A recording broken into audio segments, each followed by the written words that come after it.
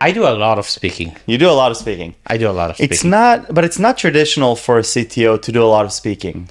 So I think it's a matter of what people think about a CTO. I think in Israel, the notion of CTO is a bit skewed.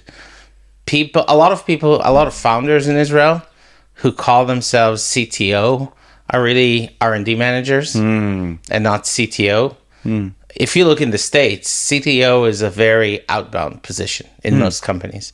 And that's another, I can talk hours on what a CTO is, but I think there's a huge difference between a CTO of a technology company, of a company that sells a technological product to solve a technology problem, versus a company that is a technology company but sells to non-technologists, right? Like if you're the CTO of Monday, right, then you're responsible on what Monday delivers.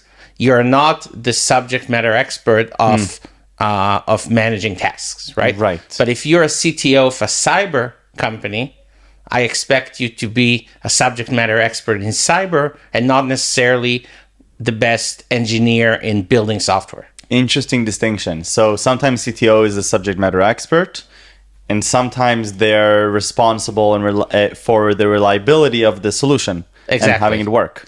Exactly. And I think for cybersecurity companies, what the market expects, right? What the customers expect, they expect a cybersecurity company to have a CTO who's a cyber expert and that can come and talk to them about cybersecurity. Interesting. And actually, in MITIGA, I have today engineering and product reporting to me. But in my previous companies, I was sort of an IC, small research team under me. But I never actually managed engineering because I was the subject matter expert. I'm not a great software engineer. I mean, I always say I can write code, but I can't write software. Interesting. So what are you good at? Cybersecurity. So 30 years, started from networking, IT, was, used to run routers, Cisco, firewalls, all that stuff. My first job was in NetVision when the internet started. Okay. And since then, hacking, penetration testing, red teaming, all that stuff. That's my origins, right? I was just talking yesterday to one of my to my director of security, and I mentioned that when I was working back in the days in Improva, I was the person who wrote the first paper on blind SQL injection. Wow! Right? Really? Yes. Huh. I don't even think about it most of the time, and she was blown away. It really was used like, that was 25 years ago. Wow! So yeah, so that's my roots are there. Hacking, pen testing. How did you get started with that? So computer geek. So when I was 3 to 5 years old, we lived in Germany, and my sister was 5 years older than me. So when we got back to Israel, I was 5, she was 10, and back then Israel had the thing with a lot of taxes, customs, all that stuff, different times, and people who lived 2 years or longer could come back and bring stuff without taxes. And so my parents thought it would be a good idea. We bought a lot of stuff, a new car and everything, but they bought a computer.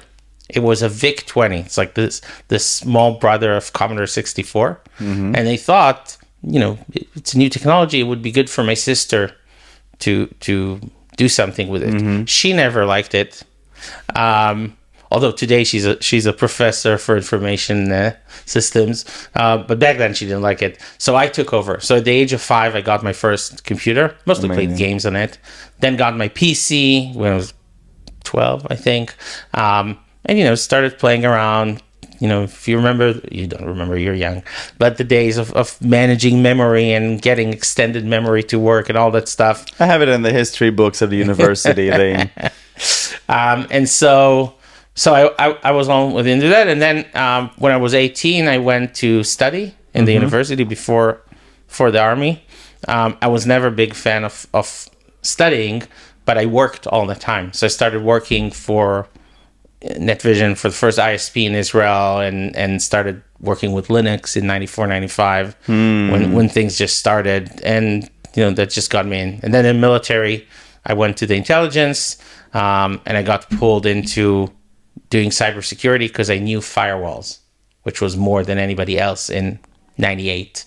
Right? Interesting. And so, somehow at the age of 23, I became, it wasn't called that way, but effectively the CISO of about half of the Israeli intelligence.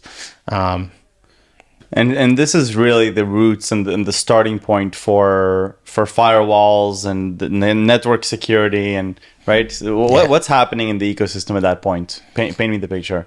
So late '90s, it's really the beginning. So Checkpoint is starting. Wow.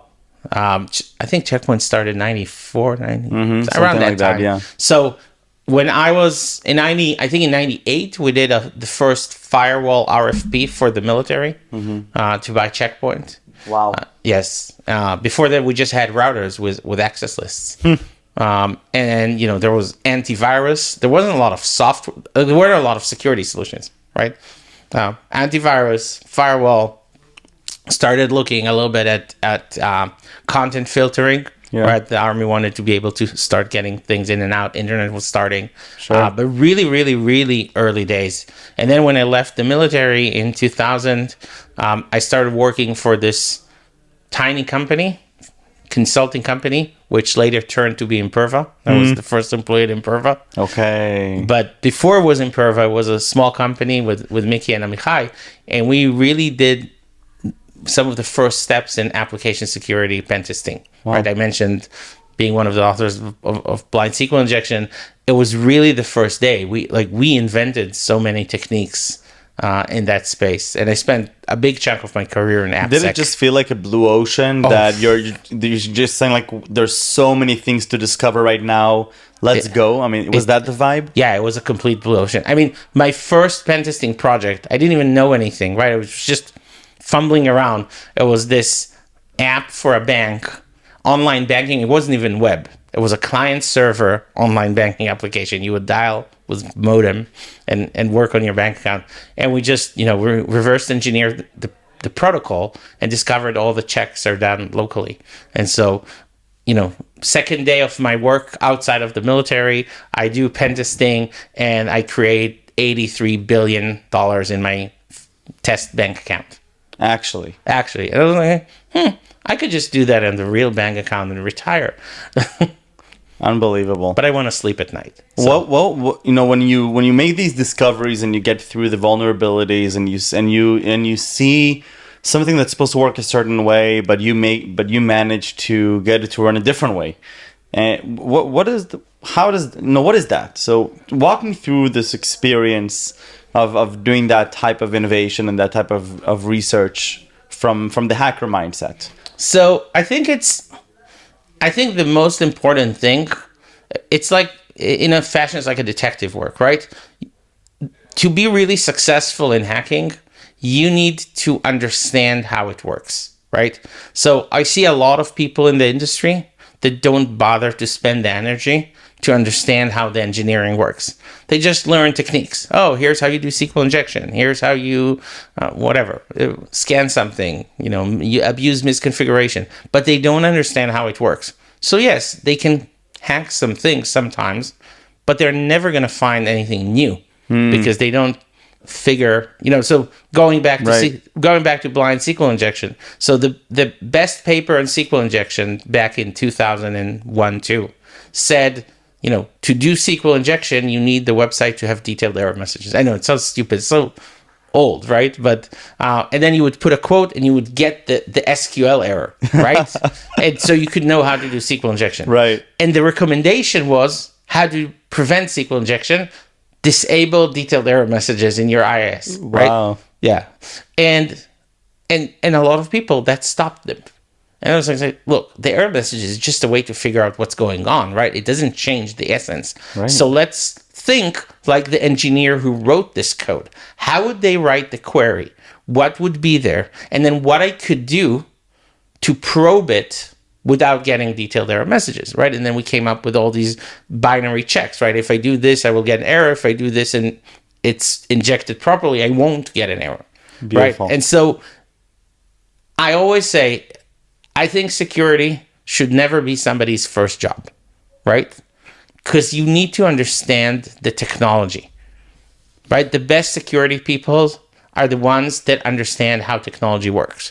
Now, some of them maybe didn't do it as a job because they were tinkerers from age 12 and loved stuff. But if you don't understand how, the basic IT, networking, and code works, it's hard to be really, really great at this. Interesting. I like the distinction of, and this goes back to the conversation of, the role of the CTO in a cybersecurity company as a subject domain expert. And with more than 30 years of experience now, getting to MITIGA. And so I'm really excited to dive into that. So, Ofer. Yes. We're approaching 2019. Let's think of where the world is at 2019. We have... So we're still right before the Joe Biden's elections, right? What else is happening in 2019? It's before COVID. It's before COVID, and it's before MITIGA. It's before MITIGA. So my last company, Cybersecurity, which was again in AppSec, and there we created a new technology for analyzing applications in runtime. Very cool technology. Acquired by Synopsys. I spent a few years there, and 2019, I decided it's time to move on to start my next company, and I'm looking around, and I wanted to do something other than AppSec. I've done AppSec all my life. I wanted to do something other, and I'm looking around, and the very, very apparent thing is back in 2019, right? Now it's AI, but back there it's cloud. Everybody's moving to cloud. Everybody's moving to cloud, and those who haven't moved to cloud will move to cloud. Yes. I always say this, in 10 years, we're not going to call it cloud security. We're just going to call it security, right? Right. And so everybody's moving to cloud. A bunch of solutions for securing the cloud are already emerging. It was even before Wiz, but there was already Orca and Prisma and so on. And just to frame for those who are a little bit less technical, I mean, we're in a position in the world where the world has digitized, and we've effectively created over the decade of software, right, from 2010 to 2020, this expectation that services are available to anybody around the world, wherever they may be. We're in a position where we even have companies like Facebook and Google trying to deliver light services, which are all cloud-based, so creating an expectation of availability even when you in very remote locations. And what that means is that more and more solutions are transitioning to cloud environments rather than on-premise environments, which give room for attackers to then say, okay, where should we hack, or where should we deliver our injections and attacks? Then all of a sudden the cloud environments are becoming susceptible and becoming the spotlight, right? And so this is the transition to cloud. Right. And so when you look at attackers, right? And again, I'm putting nation state aside for a minute because that's a more complicated discussion. Sure. But cyber criminals are a business, right? So we have to understand that cyber criminals are a business. They operate like a business would. Is it a good business? Sorry? Is it a good business? It's an excellent business. Good. So, if we want to talk, I had a whole talk about this in RSA about the economics of cybersecurity. But basically, it's a great business because certain countries would harbor cyber criminals, which means they can do illegal activity and get away with it easily, like at the mercy of the government, which gives them the ability to operate at scale, and it makes it a great business. So good margins, high scale, less risk. Better margins than SaaS companies, right? Good. And so, but just like every business, they think about things like ROI and scale, right? Sure. Because it's a business. Yeah. And so cyber criminals like to attack things that they can attack at mass. And so for many, many, many years, one of two big areas where they would go after were endpoints. Why? Most of the endpoints run Windows, and you develop an exploit once and you can use it a million times, right? So if I got a new cool 0-day for Windows, I can hack all the organizations in the world, pretty much. And so that was the main thing. Even in 2019, that was still the main thing. Even in 2024, it's still a big thing, right? And that's why at that time, EDRs were booming, right? There was the biggest business, the largest number of vendors in this space. It was crazy as hell, right? Because endpoints are a target. If you would go, in 2019, 2020, you take an EDR into an org that didn't have an EDR before, you put it, boom, 10% of your endpoints are compromised, right? Wow. Yeah, it's crazy. And so... Good business for CrowdStrike. Excellent. And Sentinel-1. There's a reason why CrowdStrike became what they are, right? Sure. Sure. And so, but now as we're moving to the cloud, so the first wave of cloud was, what they call the lift and shift. Let's take all our workloads, which basically, servers, virtual machines that are running on physical servers or on, some VMware, and let's put them on the cloud. That was the first transition. And those are still endpoints, right? They still run Windows, maybe more of them Linux today. But there's a bunch of attacks on Linux as well. And from the attacker's perspective, for a while, they stayed pretty much in the same area. Okay, so I don't care if this works in the cloud or not. I actually saw, we've done incident response where we saw that the attackers got full hold of a cloud workload. They weren't even aware that it's a cloud workload. They didn't even try to break out to the cloud. They're just, okay, I got a hold of the machine. But now it's starting to change, right? And so what's happening, more and more applications are being built cloud native. So they don't use a full workload. Maybe they use Kubernetes, but maybe they don't even use that. Maybe they're serverless, and they use a lot more cloud services, right? Storage is an S3 bucket. Your database is an RDS or a Snowflake. And also the corporate IT has moved away from running their own application. Everything is SaaS. SaaS is also cloud, right? You don't have Exchange anymore. You have Office 365. You don't have Active Directory. You have Entra ID. You don't have your ERP system. You have Salesforce or Oracle ERP or whatever you're using online. And so the effectivity of attacking endpoints is declining, and the attackers have to move to attack the cloud services themselves. And where are they vulnerable? Because these cloud services are being hosted generally by 3 or 4 main platforms, which have, right, and they have their own set of security measures. They're investing a ton of money into these security measures, right? Where are these solutions susceptible? It's in how we use them. So here's the thing, right? When the cloud started, everybody said, including me, I fell for this notion, right? That the cloud is a lot more secure because you don't have to secure it yourself, right? AWS does it for you. Google does it for you. Microsoft does it for you. Great companies, great security. I agree with you. They're investing tons. But these platforms became so complicated that it's now up to us how we use them. And then if we misconfigure them, if we mishandle identity, and I'll talk more about identity in a minute because it's a big thing, but if we don't use them correctly, we can get compromised, and we get compromised. And it's not AWS's fault. There's this notion, AWS coined the term shared responsibility. Yeah. It's not shared. It's a myth. It's split responsibility. Okay. There are parts of the responsibilities that are AWS, and there are parts that are yours. If you opened a bucket to the public and it was compromised, there's no shared responsibility. Your problem. You did it. Right? And so what we're seeing now is that attackers are finding ways to take advantage of how we misuse the cloud. And I'll get in there. A big part of that is identity. Okay. So I want to talk. So zero trust, right? Best solution. Like I've been around a long time. There's always this new hype that solves everything. So zero trust. It's a concept, right? It's a concept. But at the end of the day, if we take it from the concept to the reality, zero trust is about verifying identity of people and machines versus relying on network information such as an IP address to identify people and machines. Fine, good, awesome.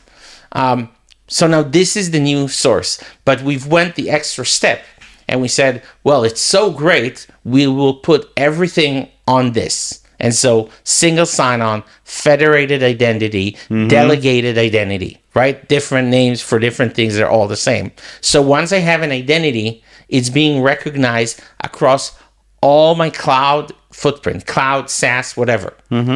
And so once this identity gets compromised, Right. everything gets compromised, right? And so Absolutely. this is one of the biggest problems. This is what we see now. Attackers will find a way to compromise an identity, millions of ways to do that, and then they will start using it to go across your entire footprint through federated identity, and that's painful. Got it. So the one of the biggest risks that you're outlining here is the reliance of, due to zero trust architecture, and we've created this reliance on federated identities in our Right. cloud environments, Right. and we assume that the way we're validating these identities is robust enough such that once we validated the identity, that we can then grant access that identity to the different cloud environments.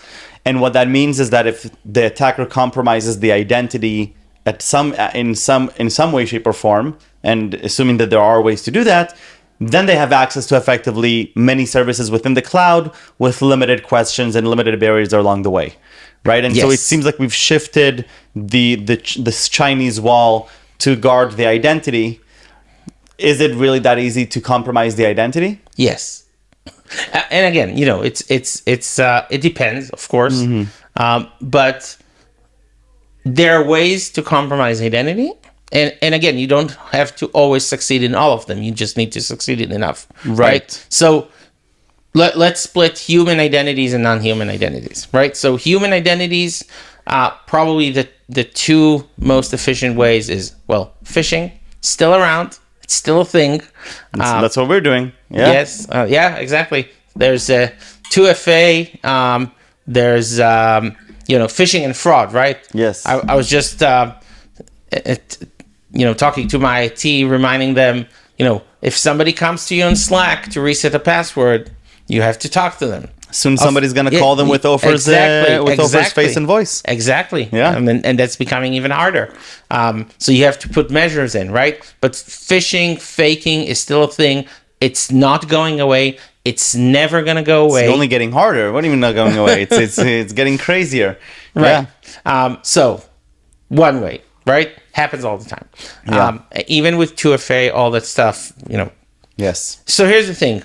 Protect from deep fakes. Get clarity. No, I'm kidding. The minute something becomes significant enough, people will find ways around it. Yes. Right? So I find, like, I look at the passkey movement now. Everybody, passkey, that's going to save the industry, right? It's not. Passkey is not even 2FA. It's 1FA. It's a strong factor. Right. And it's less dependent on users doing something stupid.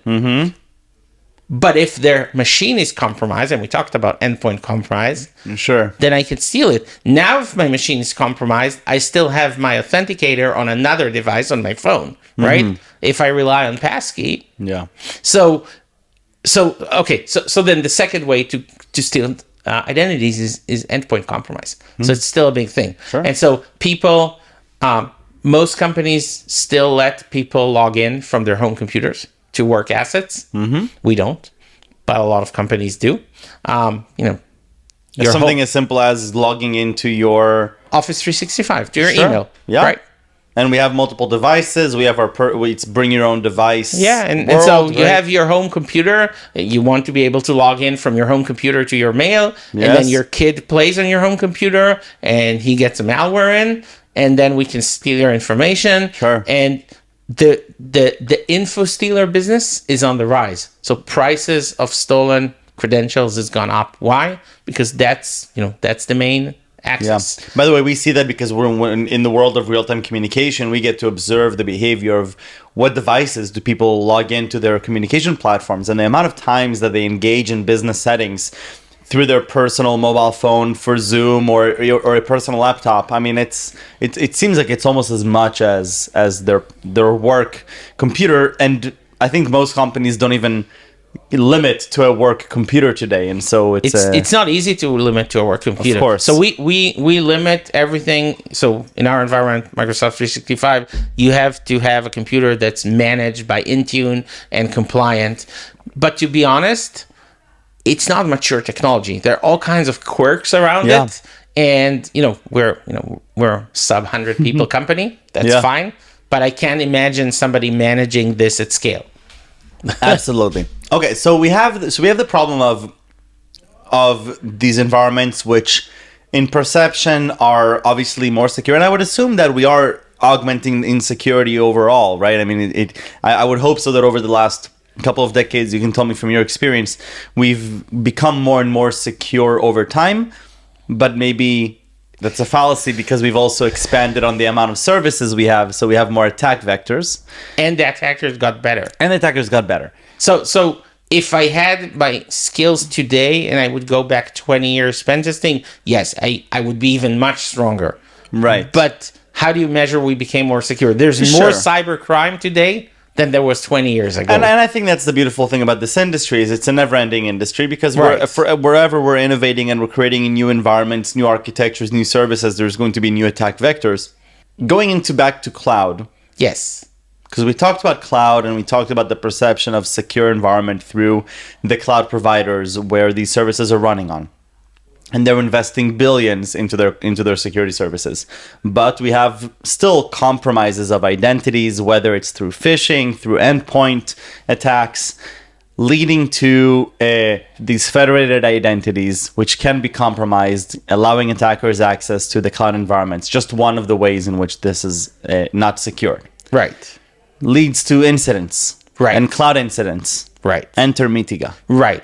Yeah, so yes, closing the loop. So curtain open. Curtain open. So when we started MITIGA, we saw this market coming, right? We saw that attackers will move to the cloud and that existing capabilities from detection, investigation, response, automation, all those areas are not set up for the cloud. I mean, you look at the biggest, back then it was Mandiant, they've since been acquired, but the biggest IR company, Mandiant, most of their people are experts in endpoint investigation, endpoint detection, again, because that was the main. Mm-hmm. And so we wanted to build something that would be for the cloud, that fits the cloud, that works at cloud speed, at cloud scale, and also has the cloud context. Yeah. And so, if you look at a SOC analyst, they're not cloud experts. Mm-hmm. How do I give them alerts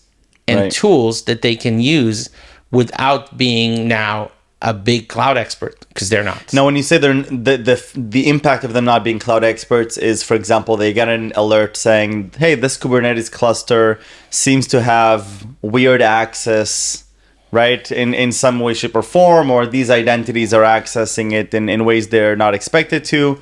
And they're looking at it and saying, okay, I don't understand these Kubernetes clusters. I don't understand our AWS architecture and what I'm supposed to do with that. Is that the problem? Yeah, they don't know how Kubernetes works and how to investigate it. They also probably don't have access to AWS. Yeah, Because cloud is DevOps and cloud security is a whole new team inside our security group. And they know this world. And the SecOps engineer that now got an alert needs to figure it out. They don't have access. They don't have the tools. And there's, there aren't enough SecOps analysts that understand how the cloud works. Yeah. And also what is how the cloud works. The cloud is so many services. Right. Yeah. Sure. I mean, even if you're an AWS expert, what do you do when Snowflake was breached? Right. Right. Yes. What are these to do when they're in the endpoint world? So when they would get alerts, and they still get alerts and endpoints, then what do the SOC analysts do at that point? Like, if you look at traditional SOC analyst training, they know endpoints, right? And so they have... Got it. They get an alert in the SIM, they get some of the information, they can reach out to the user and so on, and they have access to the EDR, which is the main investigation platform for that. Now, if it becomes a big breach, it gets escalated to higher tiers with more access. But for your, run-of-the-mill SOC analyst in the shift, SIM, EDR, that gives them what they need. They don't have, well, before MITIGA, they didn't have something like that. So, for the so it's a cloud. combination of training, so knowledge and skills, with the detection and response investigation platform to be able to leverage those skills. And that was in the end. That's effectively what happened in the endpoint security environment. Right. And when we're now going to cloud, we're seeing two gaps. Right, back in 2019 at least, we're seeing a gap of they're not being trained as cloud experts. So Right. this is not a part of the SOC training. I'm curious to hear your thoughts on why that is. But and the second is that we're lacking a detection and response investigation solution to have them be able to actually leverage those skills. Exactly. And so when we were speaking to SOCs in 2019, but to be honest, with most of them, even in 2023, the answer was the SOC is not responsible for the cloud, right? Look at a big, again, I'm not talking about modern SaaS companies that are born in the cloud. Of course, it's different. But if you look at a traditional big organization, there's still a lot on-prem. Cloud is a new effort. And somewhere between the security architect team, the cloud security and DevOps, they were sort of dealing with incidents in the cloud, but that was fine when there was, once in a while. Mm-hmm. But they're not set up as a security operations center. They're not set up for day in, day out incidents. And so in the last few years, it's starting to grow, and we see more and more security operations centers that are saying, first, we need to take ownership of cloud security operations. Yeah. And then once they get through this realization, it's like, okay, so now how do we do it? And so we need technology, and we need enablement for our people, and so on. And are attacks already happening there in the cloud? All the time. You're seeing it? All the time. It's, if you look at IBM releases a paper called Cost of Data Breach. Yes. So yes. In $4.5 million. New number is $4.88 million, the average cost of breach. Yeah. But the really interesting thing is in 2022, they asked what percentage of breaches involved the cloud was 45%. Wow. In 2023, it was 80 something percent. That's a little bit of a jump. That's a little bit of a jump because it started happening. Right. And in 2024, they didn't ask it anymore. It's already clear that most attacks are happening in the cloud. Even if you have a big on-prem attack, there's going to be a cloud. But one of the things we talked about, Ofer, is that cyber is always a lagging industry. It's a reactive industry in most cases. Yeah, right? but the real innovators are the attackers, right? Yes, but still, 2020, and we talked about it before we started this. That you're in an emerging category, market education. You mentioned now is the time when you're really feeling that this is happening and that people are getting it. If in 2022 45% of breaches were cloud based, I mean, isn't that already enough of a wake-up call to trigger budget line items, to trigger CIOs and CISOs screaming, show me the solutions? The industry is moving slowly. We know that. And especially, you have to remember, 2023, 2024 were crunch economy, right? CISOs not getting new budgets, right? And we saw that. We were speaking with prospects saying, we know we need to do it, but we don't have a budget. And then some would move budget from other places, and some are coming back now. And so, I mean, again, I was at some points as baffled as you are, but that's how the industry has been for years, right? When we saw AppSec problems, when we saw vulnerabilities in Windows, it took time for the industry to catch up. Super interesting. And by the way, that's where adversaries flourish. We call it the adversary white space. Yeah. It's this new area that's already fully used from an IT perspective, but security hasn't caught up to it. And that's where they flourish. And right now it's cloud and SaaS. That's the new adversary white space. Yeah. Interesting. I have a similar theory that the next big white space will be video conferencing and real-time communication, but that's for a different episode. What is the role of agentic era in this space? So, since 2022, we've seen obviously the revolution that AI is bringing to everything. I imagine that this has a role in the attacker mindset and their innovations and their ability to leverage new and interesting attacks, but also in the way to defend against these attacks and to do this threat detection and response. So what is the role of AI in all of this? Great you ask. Incidentally, we're obviously spending a lot of research in there. I think there's a lot of opportunity. There's also a lot of buzz and hype, and it takes some time to really figure out where are the areas where we can really drive value, right? And so, first POC when Gen LM came out, Gen AI with LM was, I'll write a chat interface so the SOC analyst can interact with it. But it's really not where the big value is, right? And I think where I see now the big value is in, I would say replacing, but taking the load from the SOC analyst in further investigating and understanding the data that comes out of a platform like ours, right? So we have our own CDR, fraud detection and response. We bring alerts, we provide context, and then we have an agent on top of it that is starting to do the triage steps, right? And basically, one of the things I really like about the way we've built MITIGA, obviously I'm biased, but we have the product, we have the platform, and we have a managed service offering on top of it. It's optional. You don't have to take it, but you should.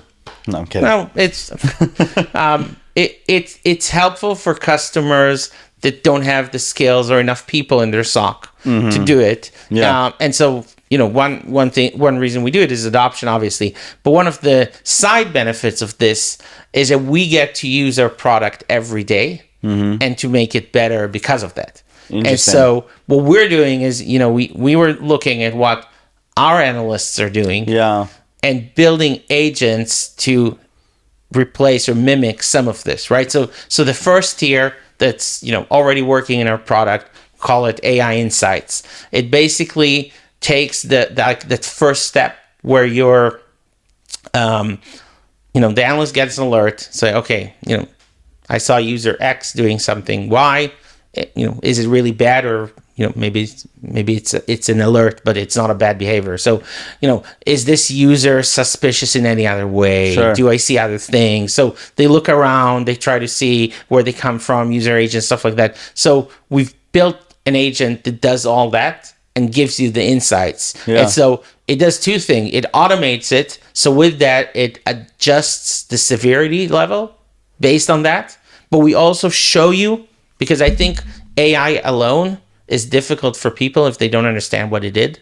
So we show you all the decisions all the things it looked for, what it found, and what decision it made. And so that's we're seeing the comparable of this to Manus. I think it just came out, another Chinese company that they're effectively doing deep research, but with much more visualizations and explainability into how they do what the agent is doing behind the scenes, and that's proving to be really impactful for users to feel confidence in the work of the AI.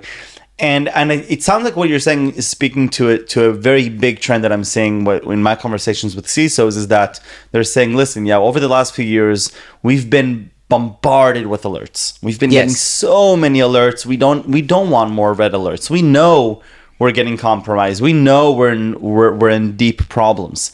We need solutions to start solving them, to start remediating them, to start telling us, by the way, when you were asleep or when you were away for lunch, we've solved these issues because we've identified them as critical. We've outlined the path to solving them, and we've done them. And here are a few where we need your human intervention to authorize, to report, etc.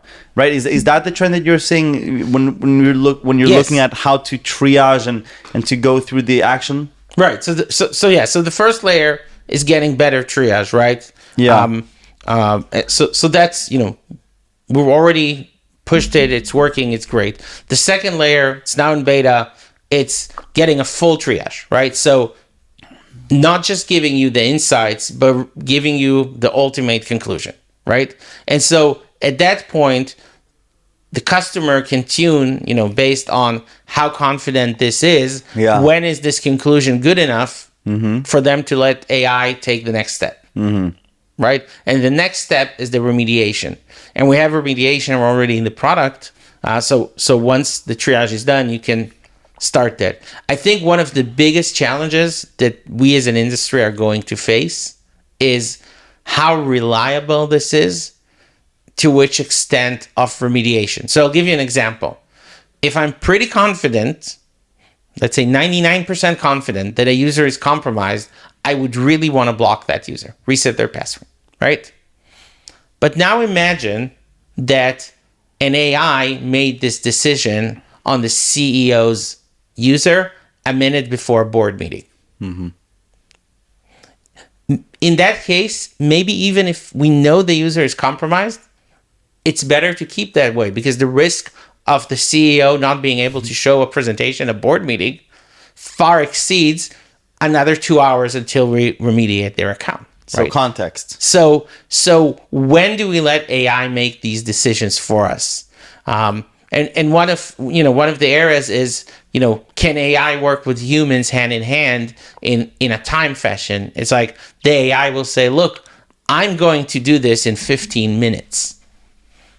Unless you respond, unless you tell me not to, unless somebody... So identify the ways in which the humans are going to integrate and add more layers of business context into the security decision making.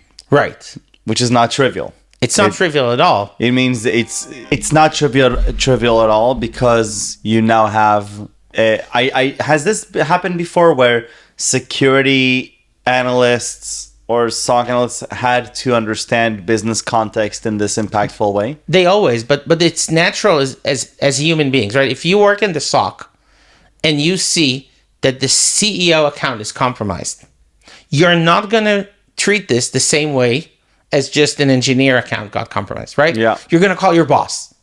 What do? The CEO email, we're going to trigger something that's not the default. Yeah. Because as people, we're not going to risk, messing with the CEO's account. Yes. Right? And so it's human nature. Even if you're not a big business person, it's human nature to understand certain types of context that I'm not saying AI can't, right? We see that AI can do a lot of great contextual things, but how do we build trust into that? How do we build consistency? How do we avoid hallucinations? Right, and that's the challenges.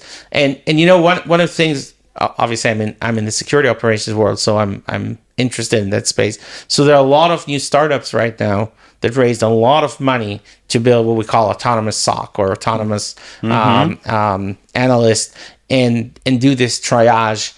And so when we started doing this, and we started with the raw data, right, with the logs and so on, it was very hard to do. And again, hopefully some of these guys will crack it, but it's really, really hard to do. One of the reasons our AI is able to do successful things in a much smaller R&D investment is because our core product already has the context. So our alerts are already explained in simple English what the problem is. For an LLM, that is much easier to understand than JSON files of AWS. And again, you can train you can train an LLM on JSON files and so on, but the main models, the mainstream models, using a mainstream model with some adjustments is so much easier when you already provide the context. And that's why we were able to build AI capabilities just in the context of what we do in CDR in a way that's much more efficient. So Ofer, I'm curious, going back to the discussion on subject matter expert and the role of a CTO in a cybersecurity company to consider how to drive value with domain expertise in the space. In a lot of ways with AI, there are big questions coming up around foundation models, fine-tuned models, small language models, and I've been curious about how, and I've been thinking to myself about how relevant is domain expertise in cybersecurity and in driving value with implementing AI systems for cybersecurity. In other words, are we now in a position where foundation models can start replacing domain experts in cybersecurity, or in terms of also building solutions for cybersecurity? Do we need cybersecurity domain experts to be building these AI models? And I've actually been having these conversations with a few folks from different from some of the different cyber companies, and I've been getting mixed opinions, and I'm curious to hear yours. So there are two separate questions. I'll start with the last one. I think foundation models on their own are not good enough to be cybersecurity experts. Now, should we build models from scratch, or should we create adapted models? Big questions. I'm a big fan of adapted models. It could be my bias because I'm a startup and it's much easier for me to do an adapted model than it is to build a model from scratch. But I do think that the foundation models have so much already in them. And I think that good security is always about translating everything into risk and human talk. And so having a really strong foundational model has tons of value, and I wouldn't want to miss on that.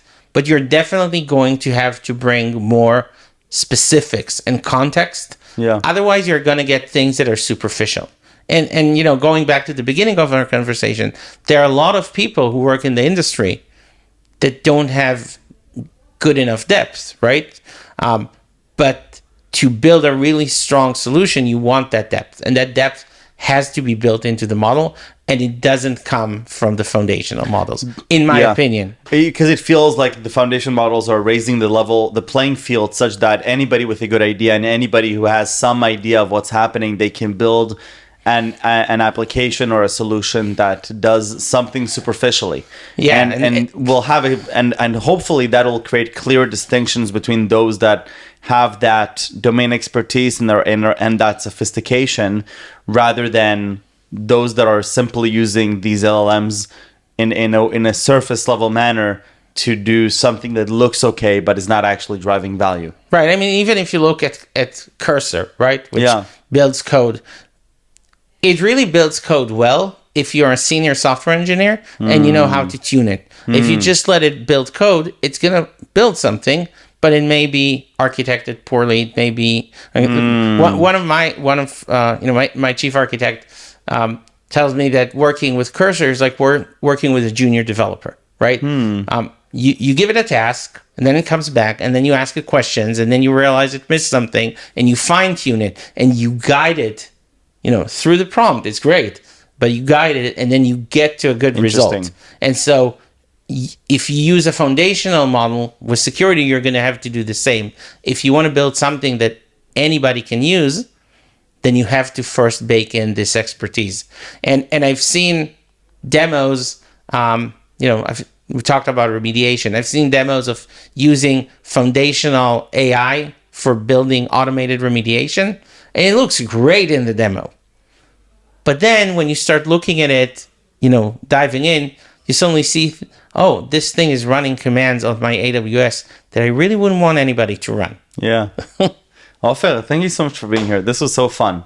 Really appreciate your time and the insights, and learned a lot myself. So thank you so much. Thank you for having me.